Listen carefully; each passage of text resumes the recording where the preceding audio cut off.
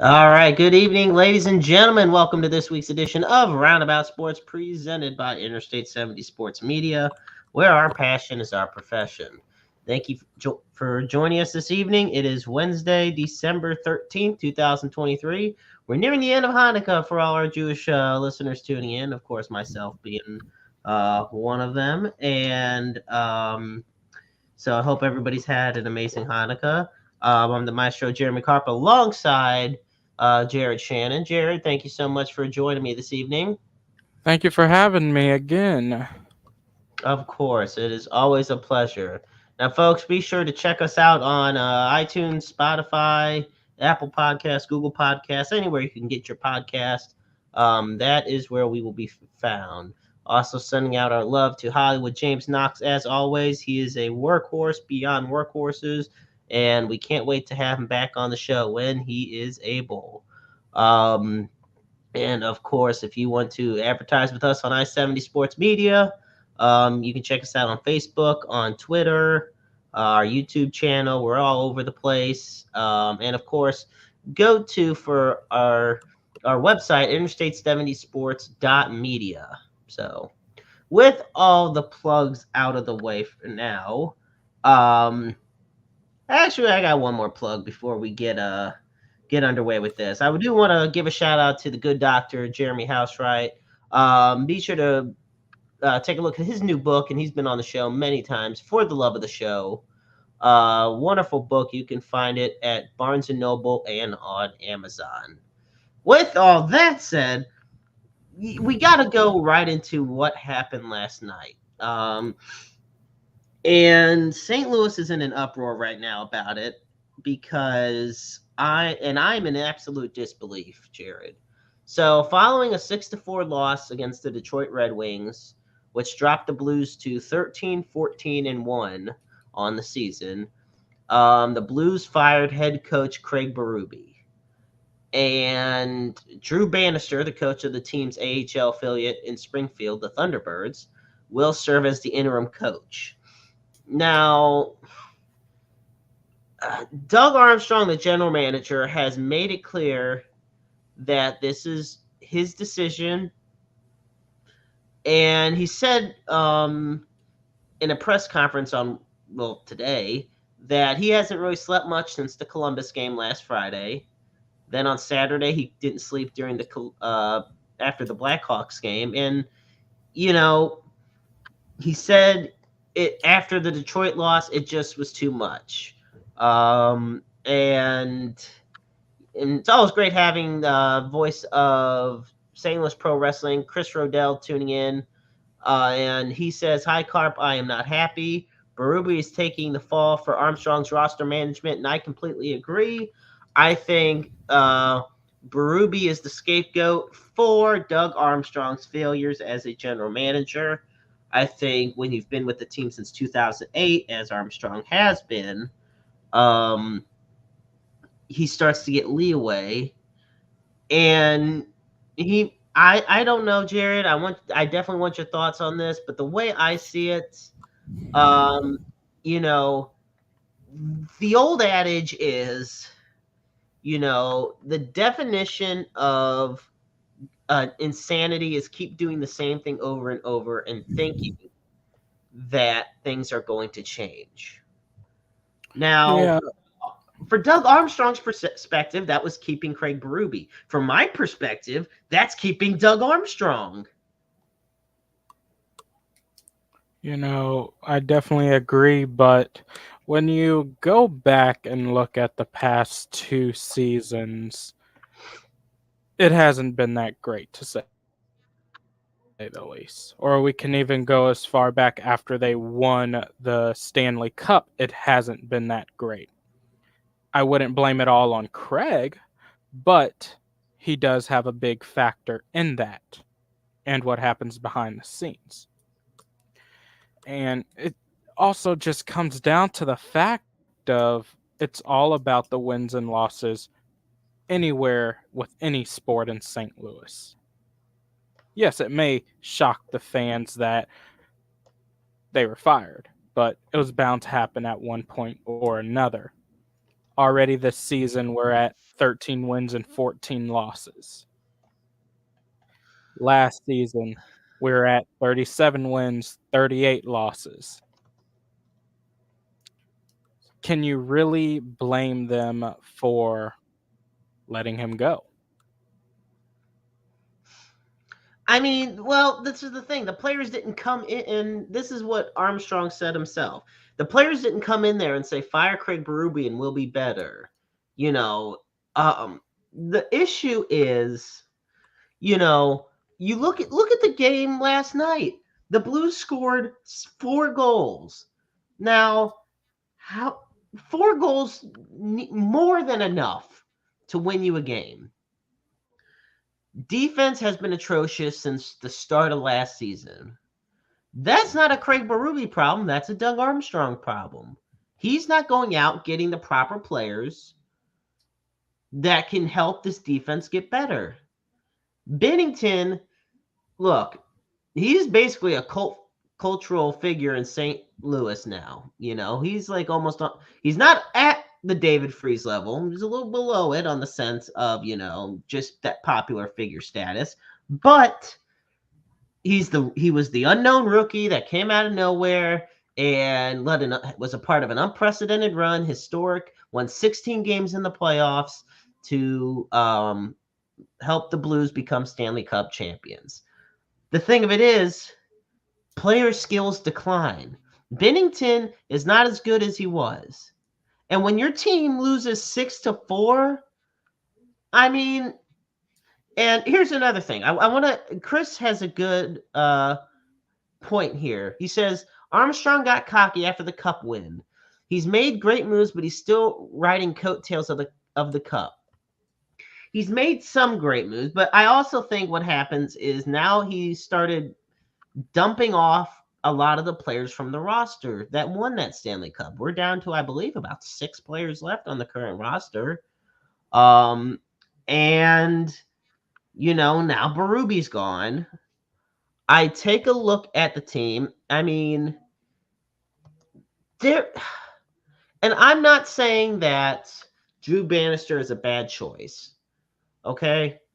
As far as interim coach goes. And he is going to be a candidate for the head coaching job following the conclusion of this season.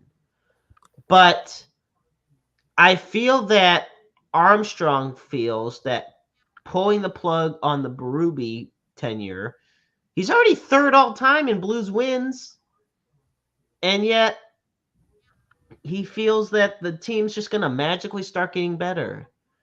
You can only coach as well as the players can play.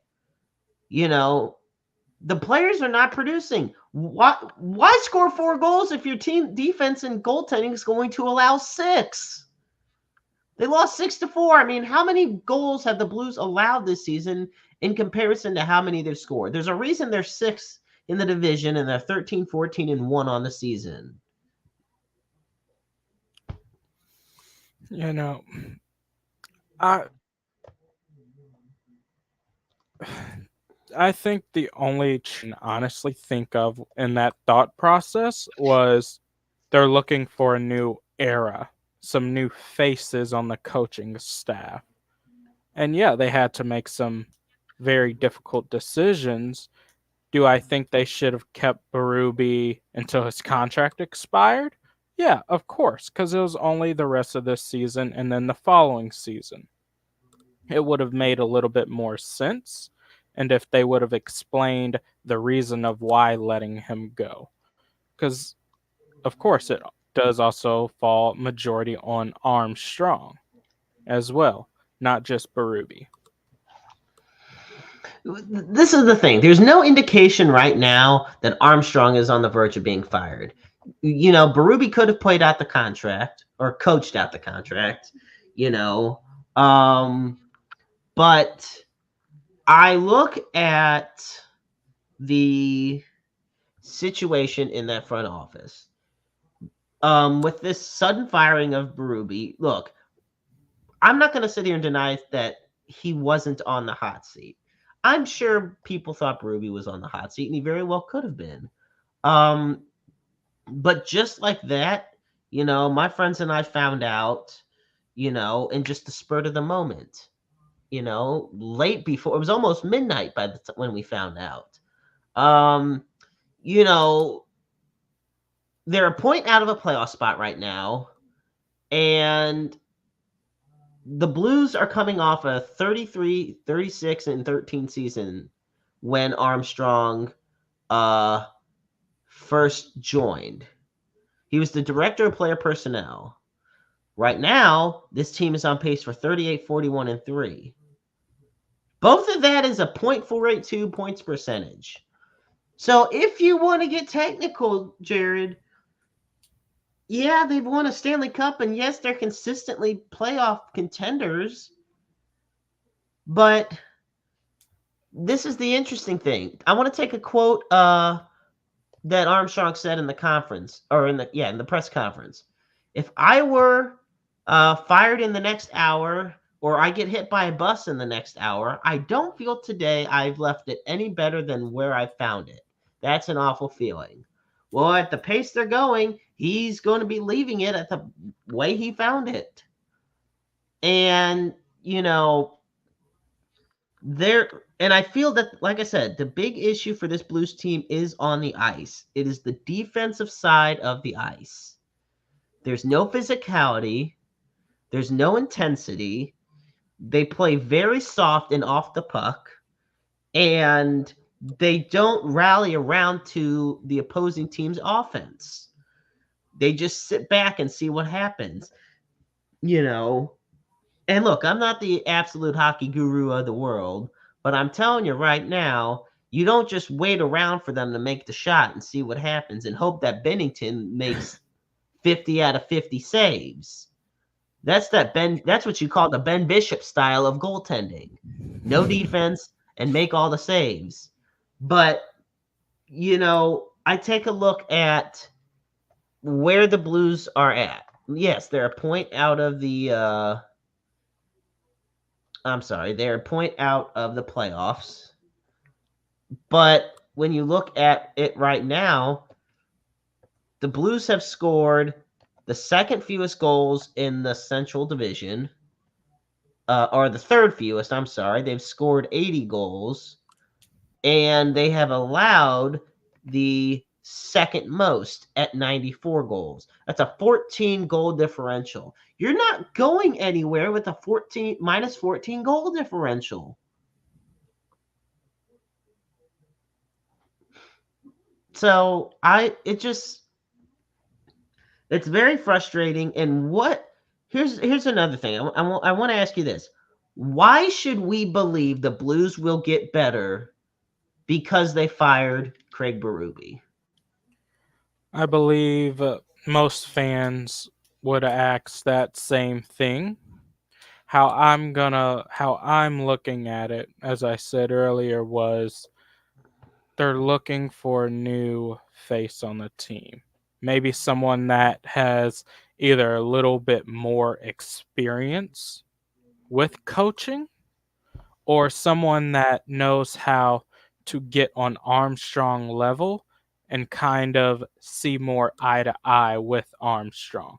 Because possibly Berube and Armstrong never had that eye to eye on the decisions. And but here's another thing. I'm going to counter that. I'm going to just make a crazy out of pocket comparison, but I'm going to do it. I look at Craig Berube and I start to think of Mike Schilt, a guy that isn't a yes man. Mike Schilt got fired by the Cardinals because he was not a yes man to John Mozeliak and the DeWitt family.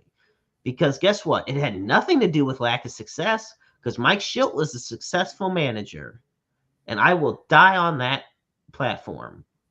Because what do? They bring in Ollie Marmol, and he struck. They won the division, but come on, with the talent you had last year, that there's no excuse otherwise. Or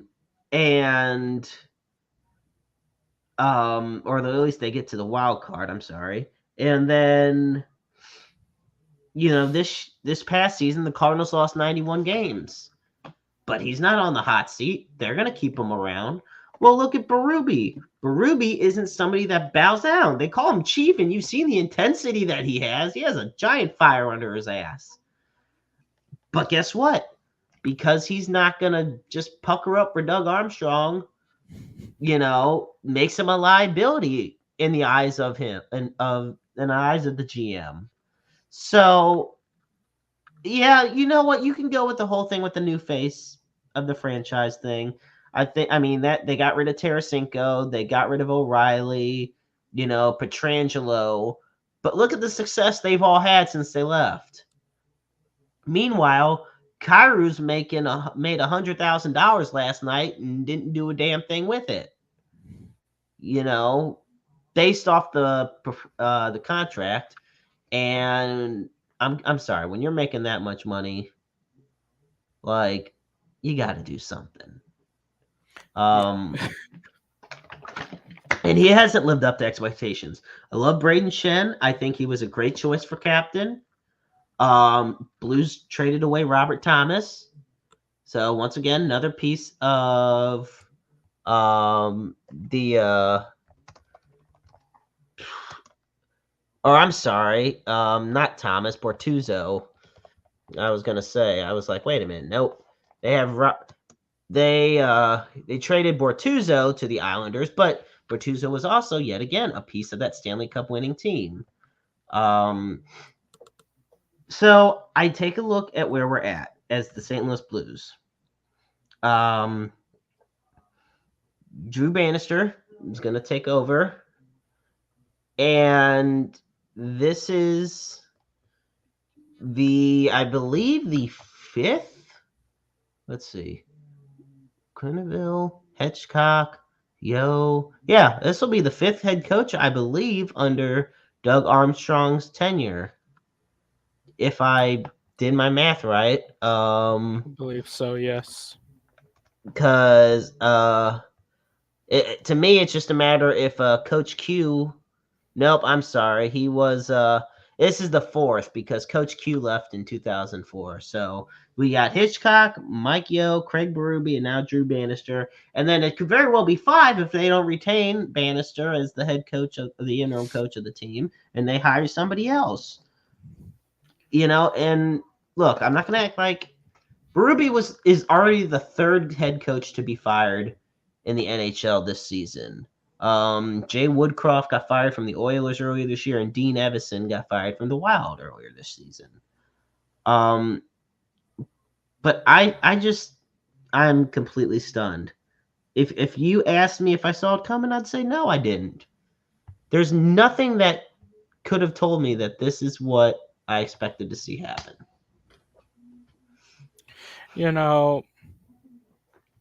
I will also at least give Armstrong this credit. He did say in that press conference, personally, he feels responsible for this situation. At least he's acknowledging that he's responsible for the situation. Because you will have some GMs, coaches, whatever you want to put them as, that won't take that responsibility or even publicly say it. He has to get at least a little bit, very tiny little credit, about the same amount of tiny that the Cardinals had of winning a single game. They got to give him at least a little bit of credit.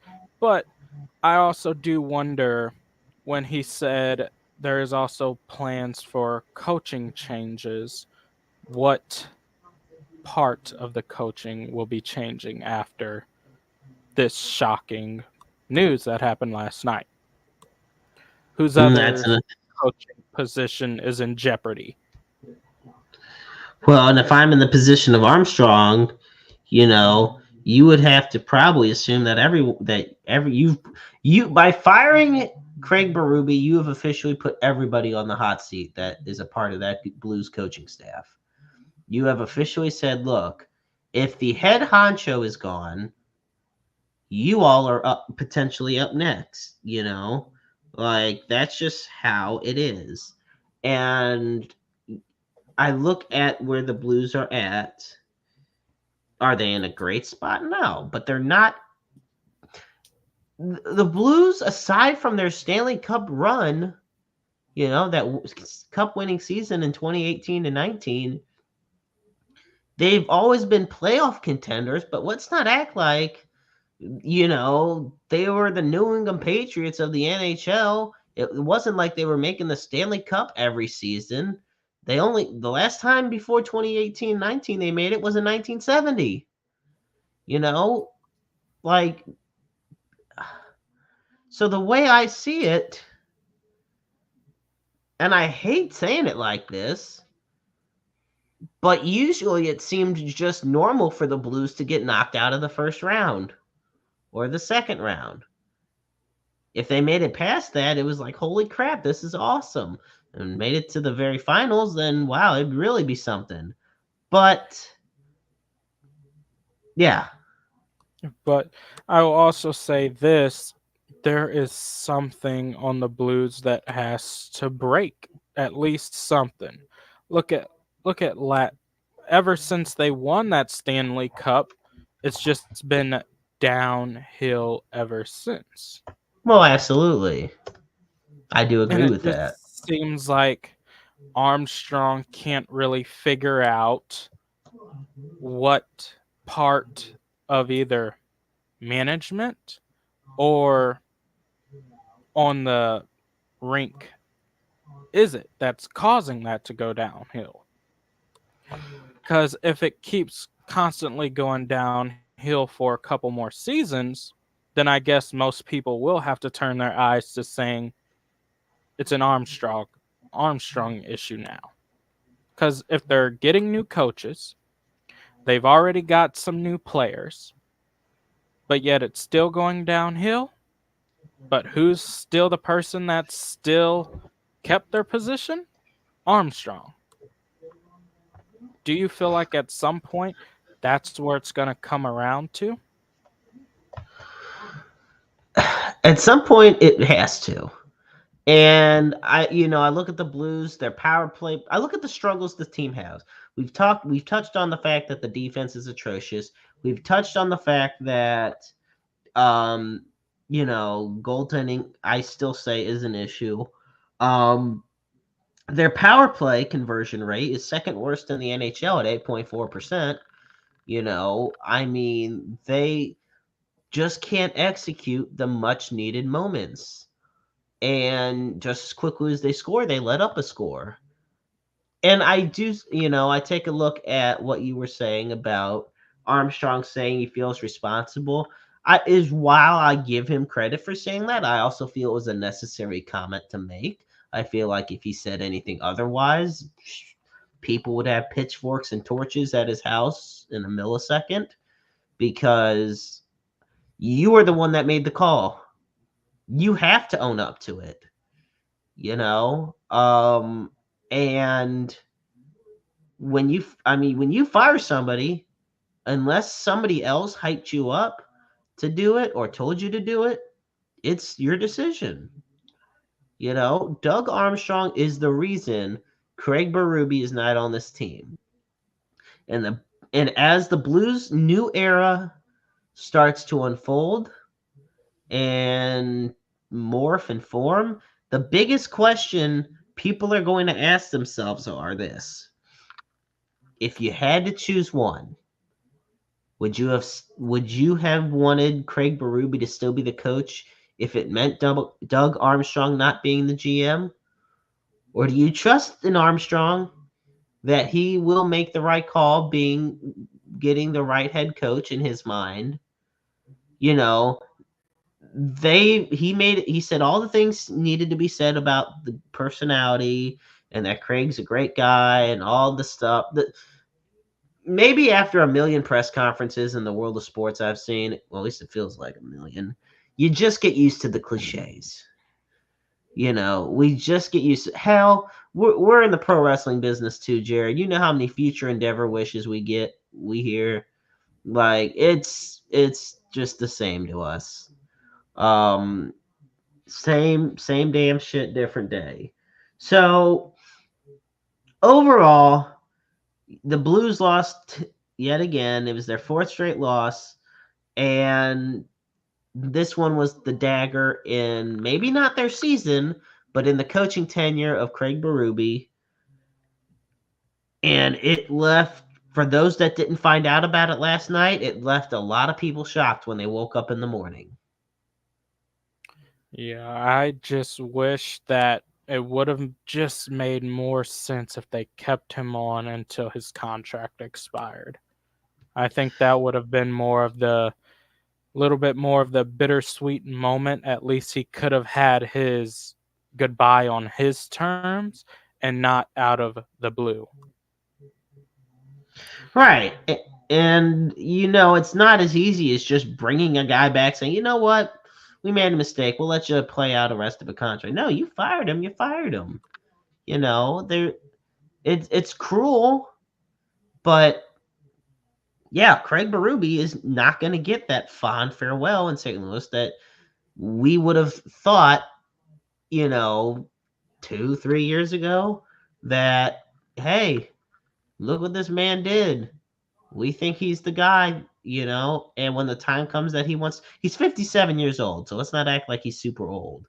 But when the time came that he'd maybe want to retire or go to another team, you'd think it'd be a better send off than just at 11 in the evening. Yeah, we lost. You're out. Get out. It's like, damn. Yeah, the moment really felt similar to when they let Schultz go right after that very long winning streak the Cardinals had. Like I think it was 16, 17 wins in a row. Then Yep. out of the blue, Cardinals said goodbye. Then it's kind of like they did the same thing to Craig. Right.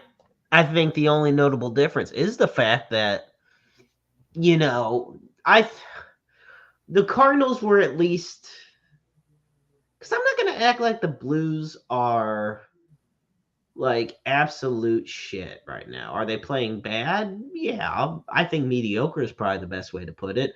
Some facets of the game they're playing absolutely atrocious.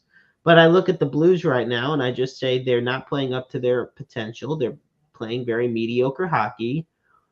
Whereas the Cardinals were the hottest team in baseball when they fired Mike Schilt. You know?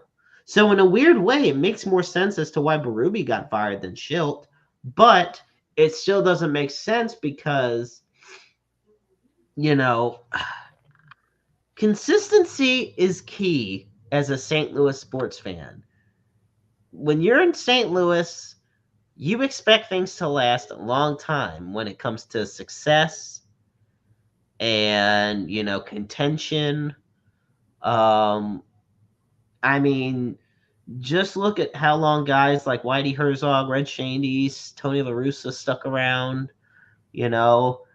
Um, and you look at guys like Matheny, he even stuck around quite a few years. Like,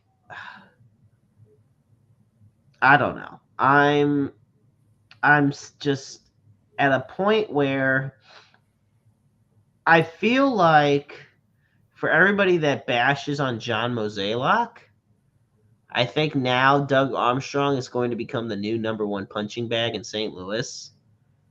And when he makes what I feel is a mistake, such as firing Craig Berube, I feel it's justifiable that he gets the criticism. I appreciate that he owns up to the fact that he still has a good relationship with him. I appreciate the fact that he takes responsibility. But I do think that this was a wrong decision because Doug Armstrong has not given me any reason to believe that it'll be the right decision. Now, if I'm proven wrong, hell, I've been wrong a lot of times. I'm used to it. But otherwise, we'll see what happens. Season's still young. It's months away from being over. Blues still got a good chance. 13, 14, and 1 ain't terrible. But now you need the right person to right the ship. And maybe Drew Bannister will be that guy. All that time will just tell. That's all that it really comes down to. But I don't believe that Armstrong will get the same hate as Mozeliak. But hey, time will tell how the Blues do the rest of this season. If they will make it to playoffs, we'll see how Armstrong's decision was for this. Yes, absolutely. Now, moving on now, folks. Thank you so much for tuning into Roundabout Sports, presented by Interstate 70 Sports Media. I'm the maestro, Jeremy Carp, alongside Jared Shannon. Now, you, Jared, this is going to probably interest you a bit. You know, you always talked about if the Chiefs lose a game, you're a happy guy. Yep. So, okay. For those that are watching the video, this on YouTube, like for those that are actually watching this, where there is a video, I have to say, so the Kansas City Chiefs lost to the Buffalo Bills on Sunday, and it's their second consecutive loss. And this one, there wasn't really controversy in the one against Green Bay. That was just the Chiefs playing not up to par, up to their expectations. This one is different. So it was a third down, or I'm sorry, it was your third or second down. Basically, what happened was Travis Kelce caught the ball. Chiefs were down. Kelce catches it, runs down the field, then laterals it back to Kadarius Toney for what would have been the game, the go-ahead touchdown, and eventually the game-winning touchdown. Only one problem with that is that the refs ruled that Kadarius Toney was offsides at the beginning of the play.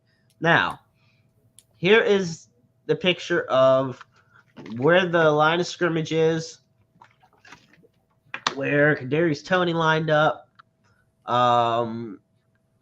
And obviously what ends up happening, the play gets called back, negates the touchdown. Chiefs can't convert for a first down, and the Bills win the game. Mahomes is pissed. Tony's pissed. Andy Reid's pissed. Arrowhead's pissed. Everybody in Kansas City is pissed. One of my best friends is pissed. Like, everyone was infuriated about this call.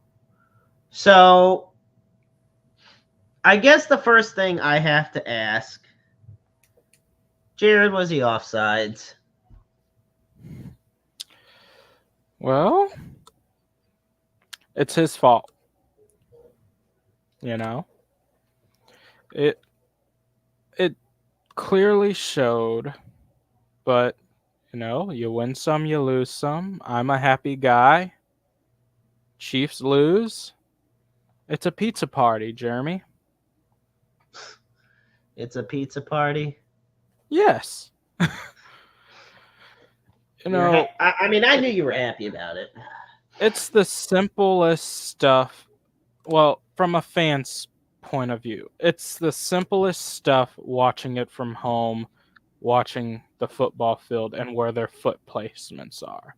But when you're actually on that field, can they really actually see where their foot is, because their eyes is looking straight forward towards who they're going to go for, who they're communicating with on their left, right, behind them, and who is in front of them.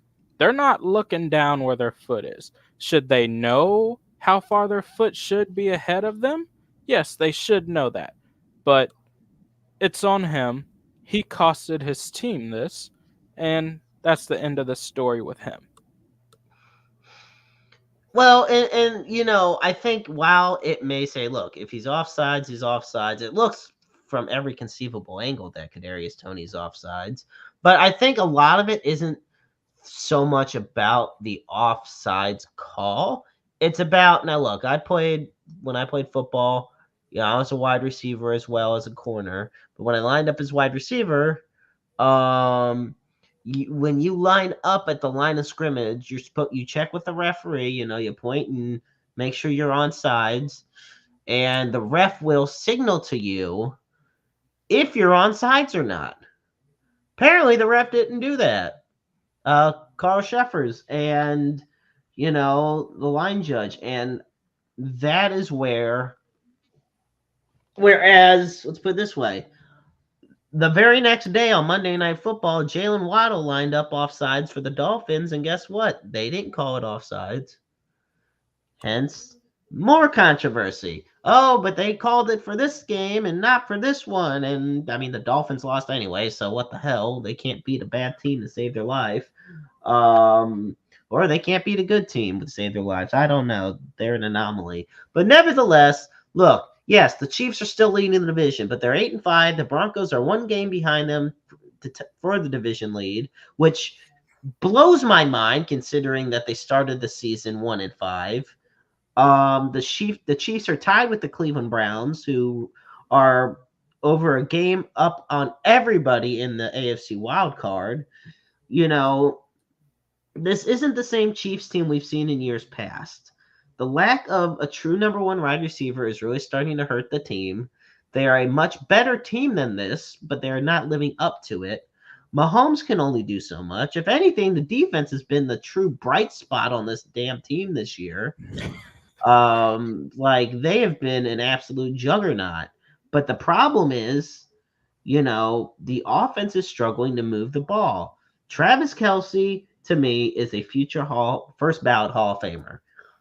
I will say top 3 tight ends of all time. You tell me he's the greatest tight end of all time in your opinion, I won't say you're wrong because it's a very great argument to say that. But Travis Kelce's 34 years old, and he still isn't fully healed from all the injuries he's already suffered in his career. And you're expecting him to do all the work, basically. It can't just be Mahomes and Kelce. This Chiefs team is not the same Chiefs team that won the Super Bowl earlier this year. It's just not.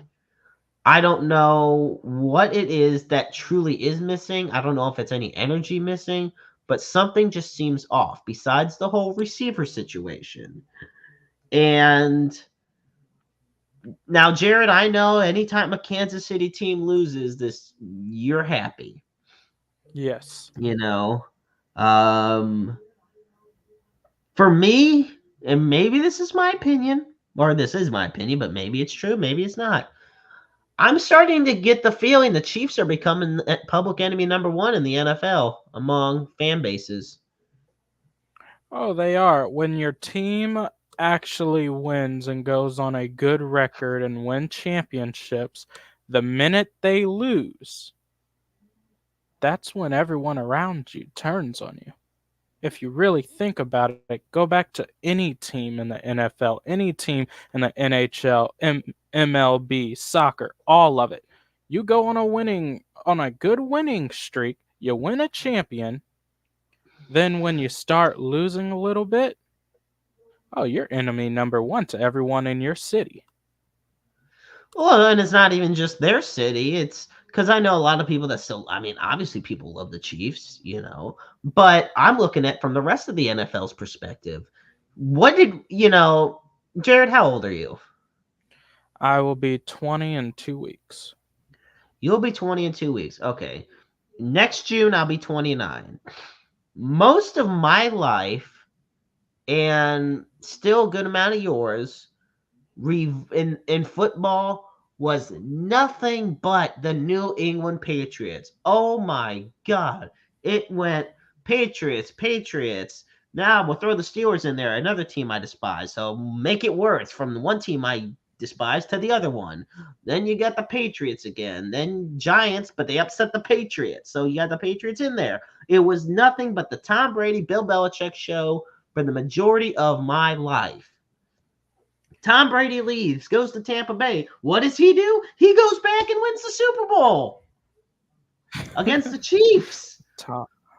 Now Bill Belichick is effect. It's the Brady effect, but now Bill Belichick is but what happens? what I'm getting at is the Patriots became the biggest enemy. The first couple Super Bowls they won, people were like, okay, it's kind of cool to see this because they sucked ass all those years. Wait, now Spygate happens, Deflategate happens, all this stuff comes out. Now we're sick of seeing them. Any other team, please, but the freaking New England Patriots. Well, now Brady's retired. Belichick's probably going to get fired. The Patriots are ass. But guess what? The Chiefs are the dominant NFL franchise. People can deny it all they want. But as much as they've been struggling this year, the Chiefs are still the top throne. They're the kings of the throne. They may not be the number one seed right now, but who's the one that's won 2 Super Bowls in the last 4 seasons? Who's the one that hasn't missed an AFC Championship game since 2017? The Kansas City Chiefs. They are the team to beat in the NFL until this dynasty dies out. Which, when it would happen, I don't know. Because guess what? Mahomes is 27. Let's not act like he's 40 like Brady was when he was still performing well. Freaking Patrick Mahomes is 27 years old. So at least another 10, 13 years, we would see Pat Mahomes, and he'll probably stay on the Chiefs. I mean, oh my God. When I'm looking at the AFC West and then I look at the AFC East, we're still in 2023, right, Jeremy? Yeah, barely, but we are. Who in 2023 would ever imagine the Dolphins from AFC East having a better record than the Chiefs from AFC West? Wait, say that one more time. Would you ever imagine the Dolphins having a better win-loss record than the Chiefs in 2023? No, and I mean, no, just by the team names. Obviously, when you take the rosters, you might say different, but if you were somebody that grew up like I did, and you said, "Hey, 2023, the Chiefs are going to have a better record than the the Dolphins will have a better record than the Chiefs. They'll have the fastest player in the NFL. They'll have, one of the best quarterback. They'll have an MVP candidate at quarterback, something that hadn't happened since Marino. They got Dolphins have a lot of flaws. And quick side note, my dad put a comment on here. Folks, please be sure if you're tuning in to send your comments. He says, when I played football, I was on special teams, which I was. I was on special teams a lot too. And he says every kickoff I was offsides. I was not offsides every kickoff. I do remember the one he talks about when I was wide receiver, when I got caught being offsides. But he was chain gang, and he loved it. So, of course, he's on the sideline, too, and he noticed that. But you know what? I don't care. I was not offsides every play. That's beside them. But that's neither here nor there. That said, damn it, now I lost my train of thought. Oh, Dolphins, Chiefs. Okay. The thing of it is, Chiefs fans can't panic. Well, I mean, they do, and they will, but they shouldn't. You're still 8-5. If anything, if the Broncos somehow take over, I mean, look, the playoff race is right now. Number 1 seed is the Ravens, then the Dolphins, then the Chiefs, then the Jaguars. Then the wild card, you got the Browns at 8-5, Steelers at 7-6, and the Colts at 7-6. Then you got the Bengals, Texans, Broncos, Bills, all of them. At 7-6. So if the Chiefs somehow fall out of the division lead, they're still going to have a great standing in the wild card. The playoffs are a whole different season. The playoffs are its own entity. When my friends and I play Madden, look, regular season's its own thing. It's when you get hot at the right time that matters. So, but I've noticed as time's gone on, and as the Chiefs players have called out officiating, and as fans get more excited seeing them lose, in a weird way, I hate to say it, in some ways they start to resemble how fans were acting about the New England Patriots when I grew up. Only difference is the Chiefs aren't cheaters. You You know, know, when except I for when you line up start all sides. Like, when I started getting into football, it was constantly Seahawks and Patriots, Seahawks and Patriots, Seahawks and Patriots. Russell Wilson, Brady. That's when I started getting into football.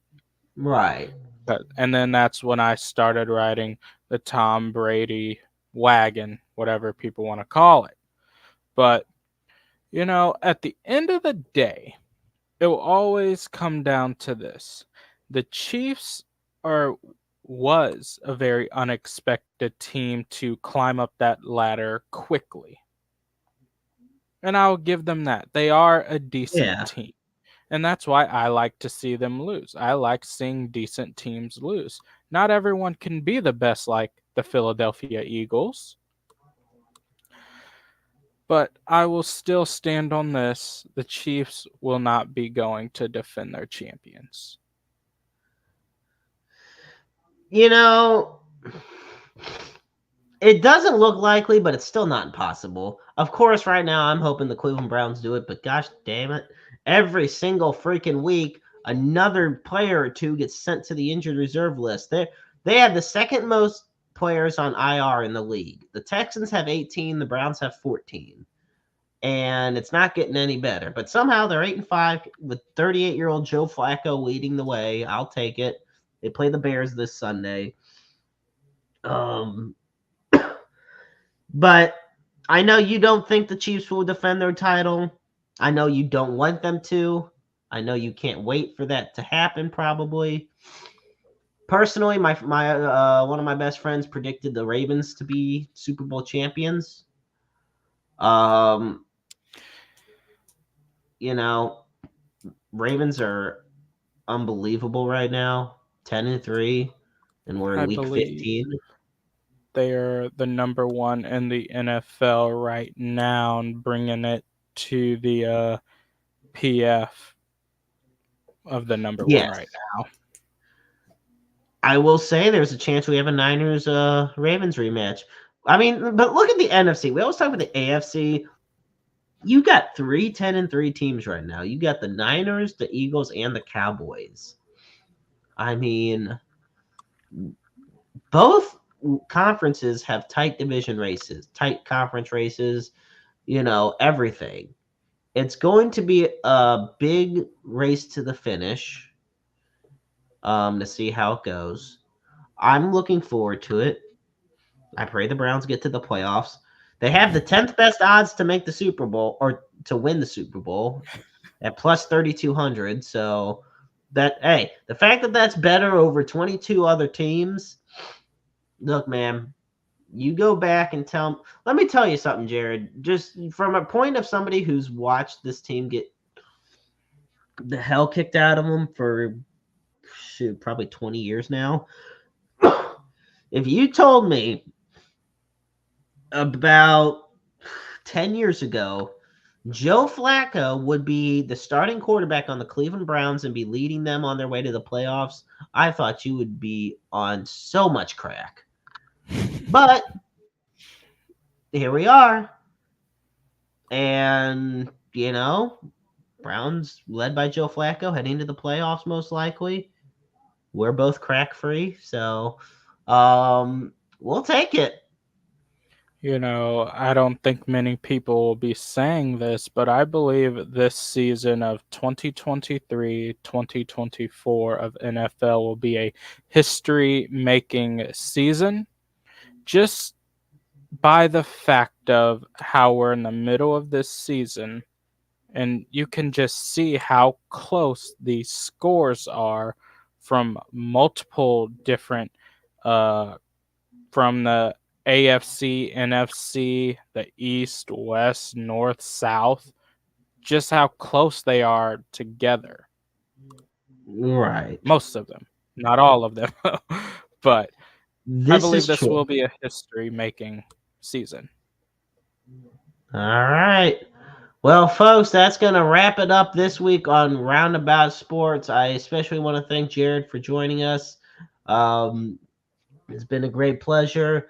And, folks, as always, before we end the show, we always put up the NAMI helpline. That is at 1-800-950-NAMI. That is 1-800-950-NAMI. NAMI or NAMI, however you like to pronounce it, is the National Alliance on Mental Illness. It's the nation's largest grassroots mental health organization dedicated to building better lives for those who struggle with mental illness. And as always, we also put up the Suicide in Crisis Lifeline. For that, we dial 988. The line is up 24/7, 365, 366 on leap years. Understand that you're never alone in this world. There's always somebody who cares about you and loves you deeply. Everybody has their own struggles in this world, and none of us should have to struggle alone. The help you may need is only just a phone call or a text message away. And remember, you could also be the listening ears for somebody else. Once again, I'd like to thank Jared and thank all of you for tuning in. Have a great rest of your Hanukkah. And remember, life is a book full of empty pages just waiting to be written in. Make your lives worth reading. Good night, everybody.